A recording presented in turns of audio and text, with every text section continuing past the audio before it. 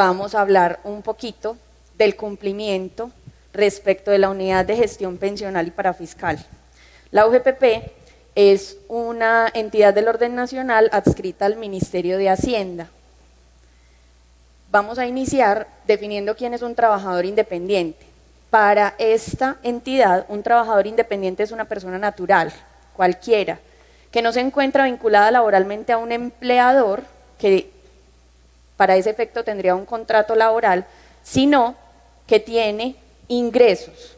Esos ingresos pueden ser por un contrato de prestación de servicios, o simplemente por un mandato, o por un contrato, como en este momento se utilizan mucho, sindical. Y también todo patrono o empleador, cualquier dueño de empresa que tenga trabajadores a su servicio y que él mismo no sea empleado de esta empresa.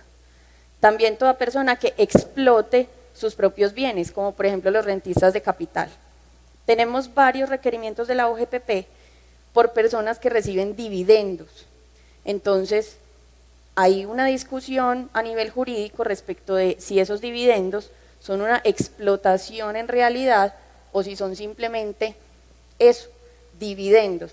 Entonces esas definiciones y todo ese manejo está en este momento en la Corte ya, porque a través de tutelas, demandas, los abogados que han trabajado a nivel de UGPP están esperando que sea la Corte quien diga si por dividendos también pueden requerir a las personas.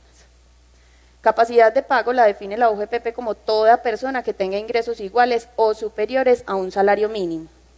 828.116, si usted se gana eso, ya tiene capacidad de pago. Y viene también, desde el 2011, en el artículo 33 de la ley 1438, la presunción de la capacidad de pago. Quien declare renta se presume con capacidad de pago.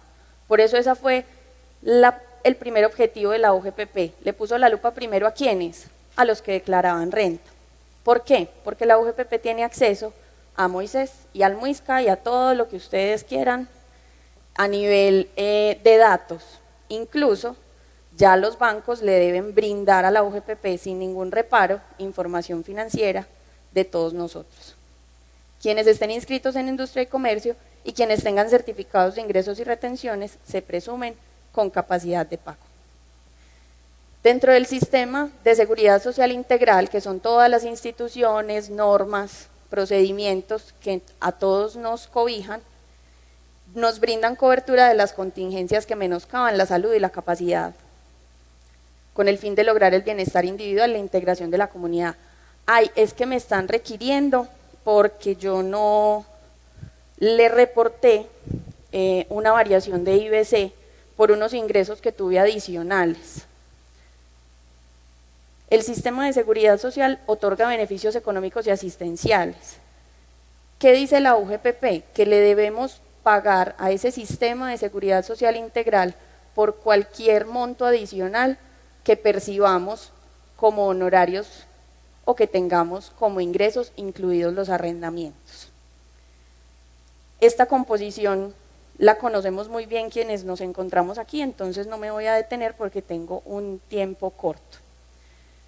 Vamos a entrar en materia en unos aspectos a tener en cuenta para los independientes. Entonces, ¿quién es un independiente? Cualquier contratista, cualquier rentista, cualquier profesional cuenta propia, pensionados incluso. ¿Por qué un pensionado? Porque con la pensión raspadita mucha gente no tiene la misma calidad de vida que tenía antes de percibir esa pensión. Entonces continúan dentro de la vida laboral y perciben ingresos, y por esos ingresos hay que aportar adicional. Y empleados que tienen contratos de prestación de servicio por fuera de su relación laboral. Quien no está obligado a aportar a pensión, quien es extranjero y aporta en su país de origen, viene a Colombia, hace un contrato de prestación de servicios, pero tiene su sistema de seguridad social de su país, en Chile, en España, en Rusia, en donde sea, trae su certificado y la persona contratante que le esté dando trabajo en ese momento, simplemente le dice, listo, no pague pensión, pero pague salud y riesgos, ¿cierto? Quien se encuentre en trámite de reconocimiento pensional, ¿cómo sé eso?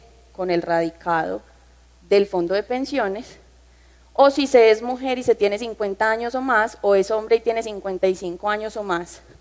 Y atención, nunca ha estado afiliado a un fondo. Mucha gente dice, no, es que yo ya tengo más de 55, ¿para qué voy a cotizar? Pero tuvo trabajo hace 10, 20, 25 años y tuvo una afiliación en el Seguro Social. Está obligado porque este y nunca es decisivo a la hora de saber si una persona tiene o no que cotizar a pensión. Sí, señor. Es que ese punto es especial. Asumamos que tiene los 50 o 55 dependiendo. Gracias.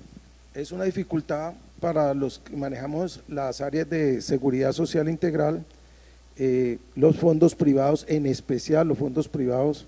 Colpensiones no toma esa posición radical como lo hacen los fondos privados, hacen uso de ese artículo para no afiliarlos a pensión.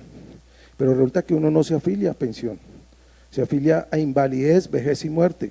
Hay dos riesgos que están descubiertos. Por obligación, así nunca haya cotizado, a esa palabra nunca, nosotros insistimos y por fallos de jueces dicen, sí señor, lo tienen que afiliar, porque hay dos riesgos que no están cubiertos. Entonces, este aporte, efectivamente, como don Johnny nos comenta, viene la contingencia que va a desatar el pago de la prestación de pensión, ¿cierto? Entonces, para vejez, digamos que no está obligado, pero si es una persona que usted va a contratar y dentro de su política está exigirle el pago de pensión por cualquiera de las otras dos contingencias, es completamente válido, ¿cierto? De todas formas, pues habría que ver el origen de la contingencia y si tiene cobertura en riesgos laborales, pues entonces por ese lado, digamos, la empresa va un poquito más tranquila, pero en aras de una responsabilidad civil del empleador, del contratante, es muchísimo mejor, como nos dice don Johnny, efectivamente, obligar a cualquier persona que me esté prestando a mí un servicio a que aporte a pensión. Pero en general en la norma dice que si usted no ha cotizado y ya tiene esa edad, pues no está obligado, ¿cierto? Si se tramitó devolución de saldos o indemnización sustitutiva, tampoco está obligado. Y si se es pensionado, entonces, si se es pensionado por vejez, pues no está obligado porque usted ya está pensionado. Pero si se es pensionado por invalidez, entonces hay una brechita. ¿Por qué? Porque si usted está pensionado por invalidez y el monto no le satisface, usted puede continuar su cotización y después acceder a una pensión de vejez. Queda sobrevivientes. Mucha gente llega a las empresas y dice, doctor, no me afilie, es que yo ya estoy pensionado. Y mucha gente no indaga acerca de esa pensión. Y resulta que esa pensión fue por un hijo, es una pensión de sobrevivientes. Y el empleador o el contratante llega y no lo afilia. Ah, bueno, tranquilo, como usted está pensionado, traiga la resolución. Y ni siquiera se toman el trabajo de leer la resolución. Esas personas sí están obligadas a aportar a pensión, porque esa pensión no la causaron ellos, la causó un hijo, probablemente, que falleció en cualquier circunstancia y le dejó a sus padres esa pensión. Por este tipo de casos de sobrevivientes hay muchos empleadores y muchos contratantes con problemas porque tienen ese empleado ahí 10 o ese contratista 10 años y después llegan y dicen, venga, y usted ya, como usted ya estaba pensionado, entonces, chao. Y en esa terminación de ese contrato o en esa desvinculación es que llega el problema jurídico, ¿cierto? El valor del IBC, simplemente para enunciarlo, en este momento está en 828.116, por encima de 4 salarios mínimos aparece nuestro fondo de solidaridad pensional, lo pagamos todos, los que somos empleados lo pagamos, los que son independientes lo pagan, por encima de 4 salarios mínimos el 1%, por encima ya de 16 empieza a crecer, hasta por encima de los 20 salarios mínimos que aportamos un 2%. También quiero detenerme en esta diapositiva y en estas definiciones. Claro que sí.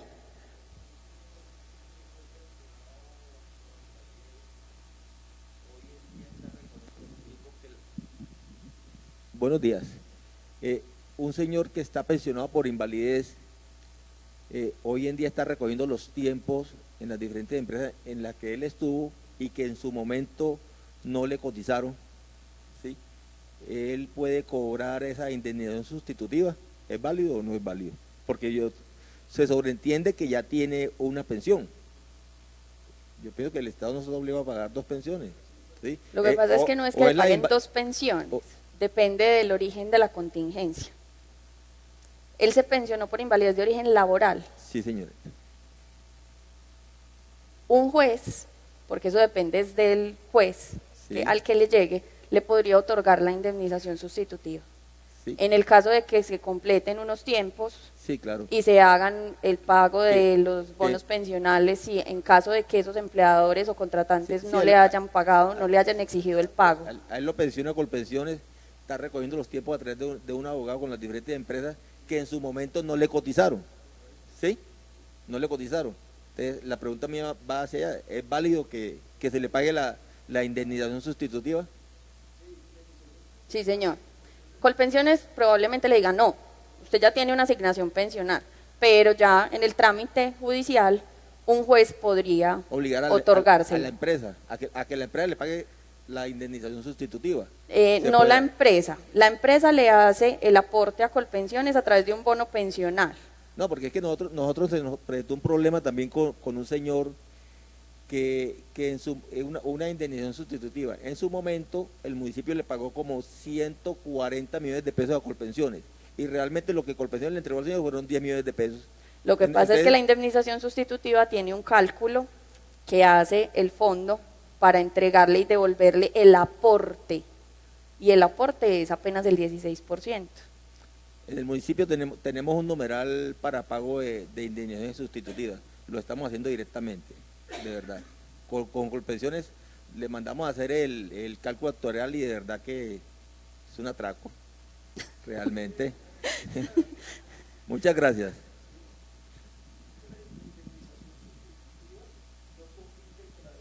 Exacto, hay abogados intentando hace más de 10 años una demanda de inconstitucionalidad contra la indemnización sustitutiva, porque es un monto muy pequeño respecto de la devolución de saldos que hace. Exactamente.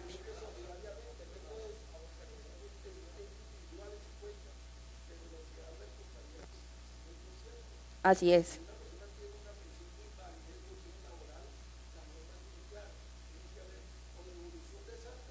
O indemnización sustitutiva. Lo que pasa es que eso depende también del monto de esa pensión y de la asesoría que tenga, porque como decíamos ahorita, es más beneficiosa o generosa la pensión de vejez que la de invalidez, pero si es del mínimo, pues igual ahí va con el mínimo.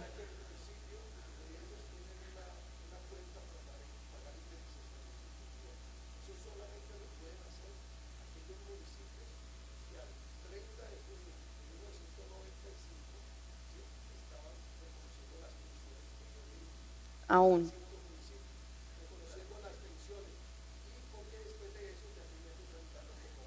Exacto, a través de la entidad.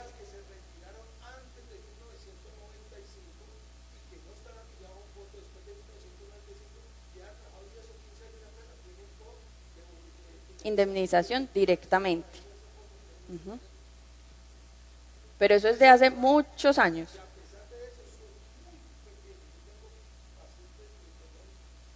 Sí, la tasa de reemplazo es bastante mínima. Así es. Entonces, el IBC se calcula mensualmente. Mensualmente el IBC puede variar, porque yo esta semana atendí 4 empresas, pero la otra semana no atendí ninguna y la de más arriba atendí 8, y el otro mes, como fue diciembre, entonces me dediqué a quedarme tranquilo en mi casa, porque en diciembre no hay tanto trabajo. Entonces este IBC se puede calcular mensualmente con la variabilidad de acuerdo a los ingresos. ¿Qué pasa con esa variación? Esa variación se debe manejar la novedad en pila. Entonces en la planilla integrada yo tengo que marcar siempre mi variación transitoria. Si durante algún periodo no se generan los ingresos superiores a un salario mínimo, pues la norma dice que usted no se encuentra obligado a aportar, pero en aras de la continuidad de la cotización, pues hágalo aunque sea por el mínimo, ¿cierto? Así no empieza después que marque novedad de ingreso, que a esta marquele novedad de retiro y que porque ese montón de novedades es lo que hace que después la UGPP esté incluso más atenta a lo que usted está reportando en esas planillas. Si usted no reporta la novedad de retiro, incurre en mora. El IBL se calcula para definir el monto de la pensión y viene a través de en Colpensiones los últimos 10 años para calcularle ese ingreso base de liquidación. El salario es el dinero percibido por el trabajador y el pago es periódico, y esto es muy importante para la UGPP. Ellos hablan de ingresos brutos y de ingresos netos.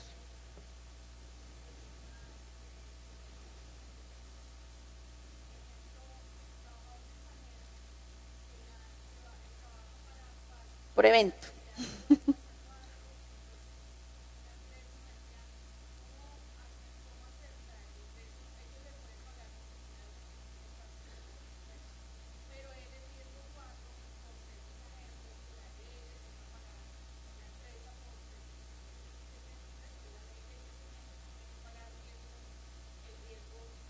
La empresa.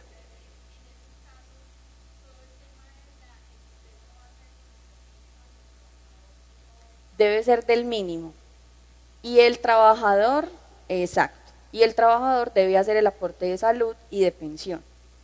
Ahorita cuando lleguemos a los aportes, entonces me detengo un poquito sobre eso. Perdón, vamos a tratar para agilizar la cosa, hacer las preguntas al final para que tengan por favor ahí anotaditas. Entonces, ingresos.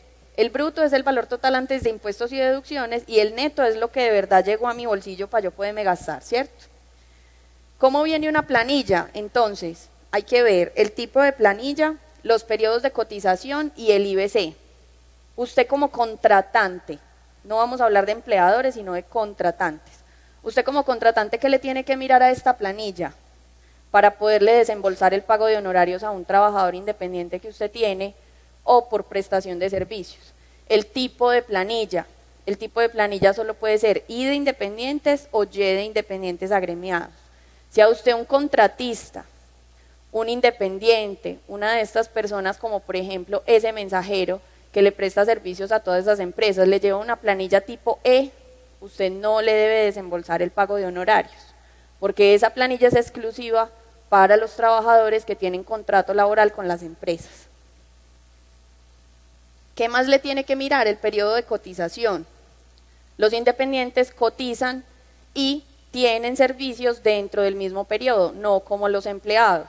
Los empleados tienen pago en un periodo y servicio en el otro porque el pago es vencido. Pero los independientes, así opten por el pago vencido, entonces el periodo de cotización y el periodo de servicio debe corresponder.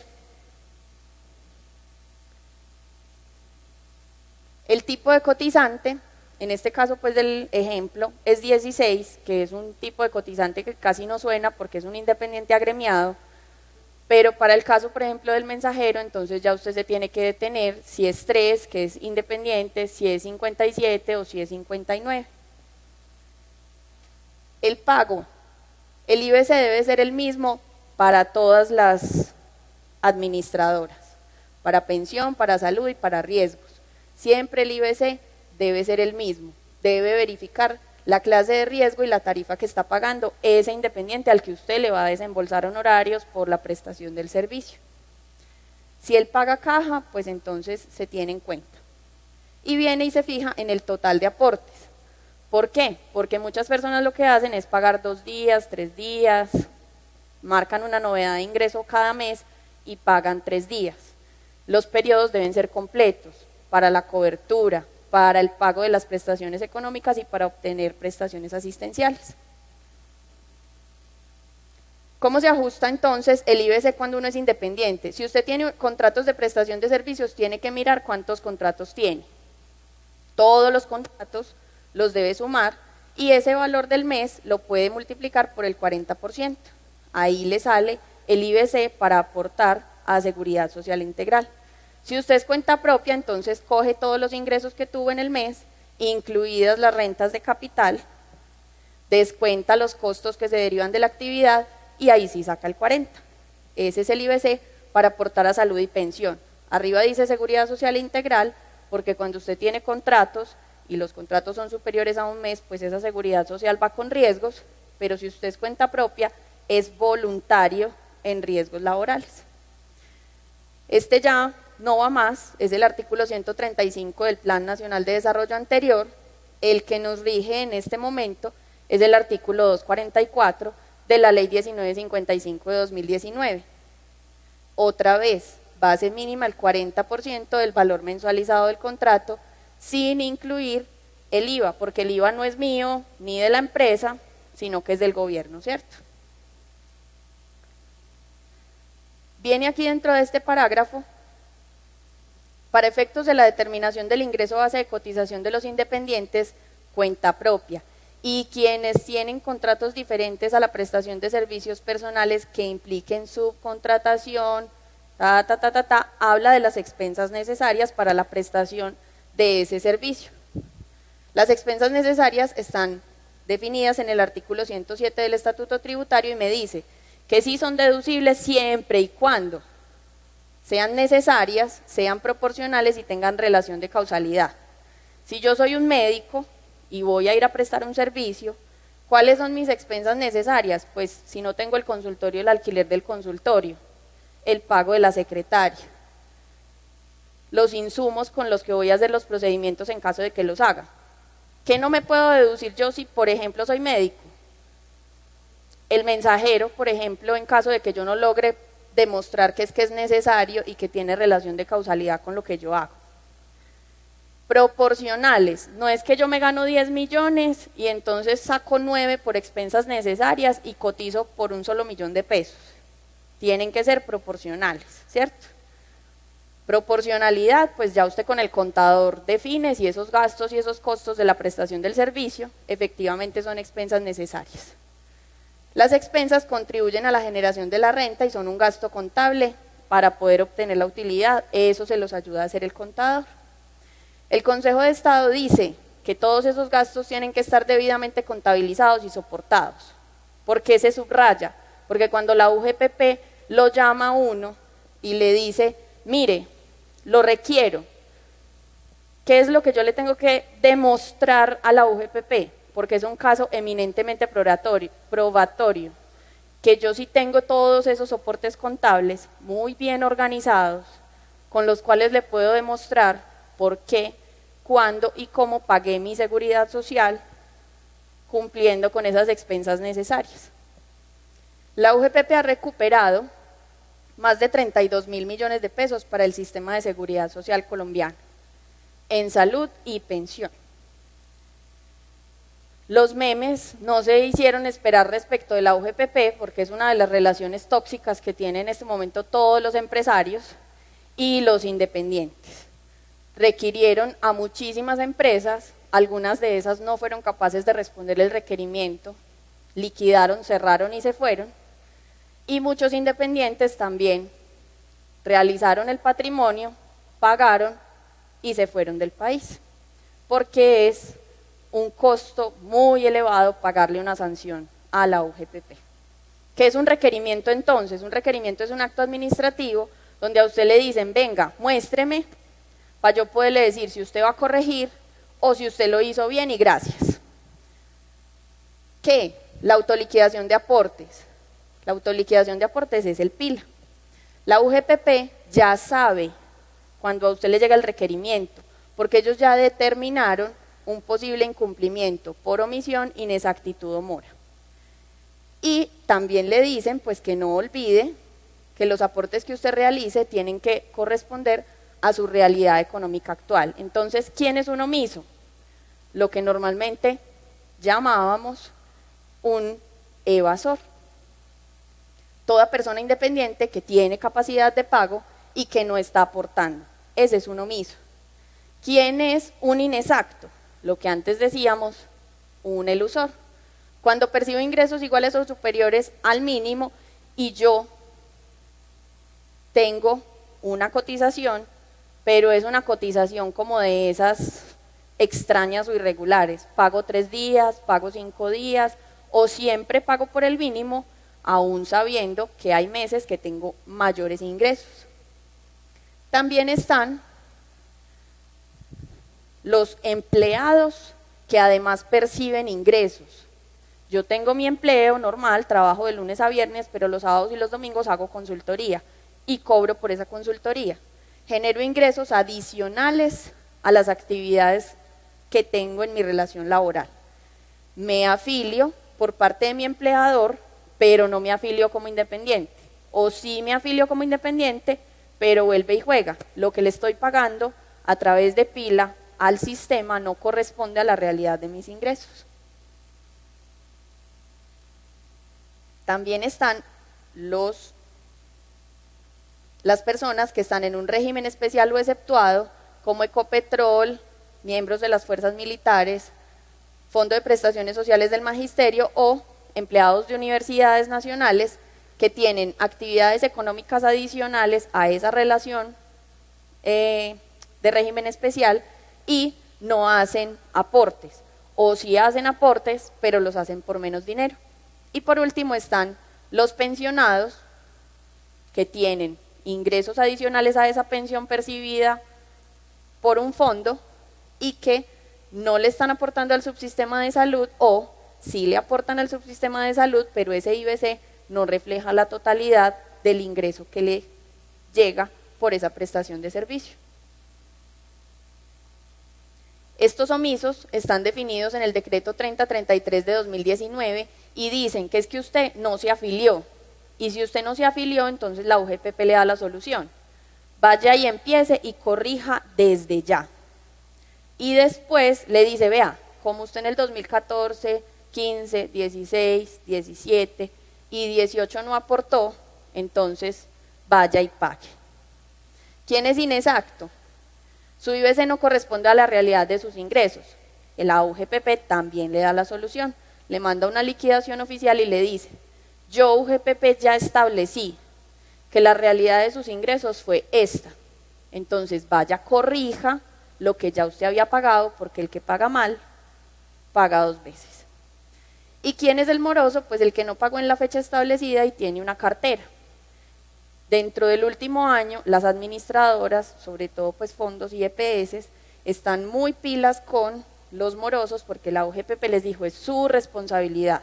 Y si usted no le cobra, entonces yo ya después no puedo ejercer tampoco labores de cobro ni ejecución de liquidaciones. Entonces ese requerimiento, cuando yo lo incumplo, acarrea sanciones. Todas esas sanciones están reglamentadas por la norma. ¿Quién me emite a mí un requerimiento? Un funcionario competente. Usted no sabe quién es Jorge Mario Campillo, pero ese señor es uno de los grandes de la UGPP y él es el que firma los requerimientos de todas las personas y de todas las empresas. Trae la propuesta de la administración, o sea, ellos le dan la solución. No es susceptible de demanda porque ahí apenas le están diciendo, venga, yo lo llamo a filas, miremos a ver qué vamos a hacer. Y el término para dar respuesta es 3 meses. Son 3 meses donde usted tiene que dar una respuesta completa. No lo deje para la última hora. Cuando ellos le mandan a usted una acción persuasiva, un requerimiento de información, ellos ya le están diciendo, y está aquí entre comillas, le informamos que se encuentra en la obligación de ajustar el IBC. Y uno va, aquí en Medellín está la oficina virtual de la UGPP, se conecta con la UGPP y le dice, venga, es que yo cotizo por el mínimo porque eso es lo que yo me gano adicional a mi relación laboral todos los meses. Ah, señora, es que usted es la única que conoce la realidad de sus ingresos. No, pero es que ustedes me están requiriendo por el año 2016. Yo sí estoy cotizando desde el año pasado. Cotizo por el mínimo. Dígame entonces qué hago para que me dejen de llegar los requerimientos y las acciones persuasivas. Señora, cotice por la realidad de sus ingresos. Por eso te estoy diciendo. Cotizo por el mínimo porque eso es lo que yo me gano. Ah, sí, cuando le llegue el requerimiento de información, entonces usted responde. Como quien dice, a usted no lo sueltan, sino cuando ellos quieren. Le dicen también que ellos ya identificaron que usted recibe ingresos como trabajador independiente. ¿Por qué? Porque en la declaración de renta ya su contador dijo, por honorarios, tanta plata. Sin embargo, usted no corrige el IBC con el que está aportando mensualmente. Por ejemplo, el contador en la declaración de renta del 2017 por honorarios le puso 24 millones de pesos, para un ejemplo bien fácil. Usted lo divide por 12 y eso le da 2 millones de pesos mensuales.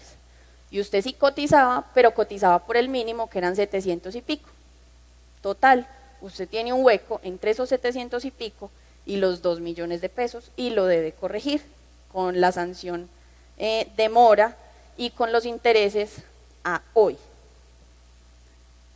Y ellos le dicen entonces, este IBC no es proporcional a los ingresos recibidos. Ellos no se lo están inventando. Eso fue lo que su contador escribió. Muchas personas hace 2 o 3 años, con declaraciones de renta, para hace 2 o 3 años, de hace 5 o 4 años, habían inflado sus declaraciones de renta para obtener, por ejemplo, una visa en el exterior o un préstamo. Y les ha tocado pagar seguridad social con sanción y con intereses de mora por ese chiste. Y también le dicen entonces que ajuste inmediatamente. ¿Qué necesito yo para responder un requerimiento? Me llega la primera carta al correo electrónico. Ay, ¿cómo así? Es que ese es el correo electrónico del contador. Ay, es que es el correo electrónico de mi ex esposo, de mi ex esposa, de mi ex novia. Qué pena con ustedes, pero de malas. Si ese es el correo electrónico que está en el RUT, ese es el correo electrónico al que le llegó el requerimiento. Esa es la información que tiene el gobierno nacional de usted y ahí lo podían notificar. Entonces, tengo que contestar dentro del término. ¿Cuál término? Para el primer requerimiento, los 3 meses. ¿Qué necesito? A mi contador, porque él fue el que hizo la declaración de renta, si es que yo declaro renta. Las cuentas claras, o sea, todos los soportes. Ah, es que yo soy persona natural, no obligada a llevar contabilidad. Pero su contador tiene que tener una hoja de trabajo con la que hizo su declaración de renta. Y está, digamos, en la obligación de guardarla. ¿Para qué? Por si esto llega a suceder, para que la UGPP tenga los soportes, porque como les dije ahorita, el tema es eminentemente probatorio. Un abogado que conozca el tema, ojalá especialista en laboral y seguridad social, o un abogado que ya haya tenido experiencia con la UGPP, porque la UGPP es difícil. Y sus documentos y pagos al día, o sea, las planillas del año fiscalizado, como les dije ahorita, vienen desde atrás para adelante. Contratos o monto de los contratos, certificados de ingresos y monto de los ingresos, porque es eminentemente probatorio. El requerimiento le dice de una vez qué tiene que hacer y también le dan, digamos, una tranquilidad, mal de otros, consuelo de tontos. Personas con sus mismas características socioeconómicas ya han sido seleccionadas para un proceso de fiscalización, como quien dice, tranquilo que usted no es el único, empiece a hacerle, vaya y pague, que es que usted no es el único. La realidad de sus ingresos, ¿cuándo? A hoy. Pero, ¿con qué? Con todos los soportes de 5 años atrás. ¿Hasta cuándo lo pueden requerir hoy 2019? Desde el 2014. Después de 5 años ya todos esos documentos están en firme y ya no nos pueden requerir. Las consecuencias de un proceso, entonces, la unidad realizará la liquidación del IBC de los meses que detectó indicios de evasión. O sea, él le dice, mire, según lo que yo vi y los soportes que usted mandó, entonces pague por tanta plata. Uno no se imagina, pero hay gente que tiene ingresos extraordinarios por encima de 25 salarios mínimos y venían pagando por un salario mínimo para tener acceso a pensión, a EPS, porque tienen medicina prepagada y les exigen que tengan pensión, que tengan EPS. Ellos dicen entonces que teniendo en cuenta información oficial. ¿Cuál información oficial? Su declaración de renta, sus extractos bancarios y todo lo que usted ya, cuando le llegó el requerimiento, les envió a ellos como información. La unidad impondrá sanciones en casos de no pagar los aportes o de un IBC mal calculado y ese valor, atención, puede llegar al 200% del valor pendiente por pagar. O sea, precisamente por eso es que empresarios, empresas independientes han liquidado ya y se han ido con todo su patrimonio a otro lado. Ejemplo de aportes, ya lo hicimos ahorita, entonces en este no me voy a detener para que podamos terminar. Y si hago caso omiso y no pago, la misma UGPP también dentro del primer requerimiento le cuenta: no hay oportunidad de la prestación del servicio al cotizante y su grupo familiar, en caso de que usted pues no esté afiliado, ¿cierto? No contará con el reconocimiento de una pensión en caso de accidente, invalidez, vejez o muerte. Puede ser sujeto de proceso de fiscalización teniendo que pagar: 1, todo lo que ya debe de los periodos pendientes hasta 5 años atrás. 2, los intereses de mora por cada periodo, o sea, por cada mes, a la tasa de usura. Eso es mucho dinero. Y además de estas dos, la sanción impuesta por la unidad, que esa sanción es del resorte de ellos y la pueden poner como ellos literalmente quieran.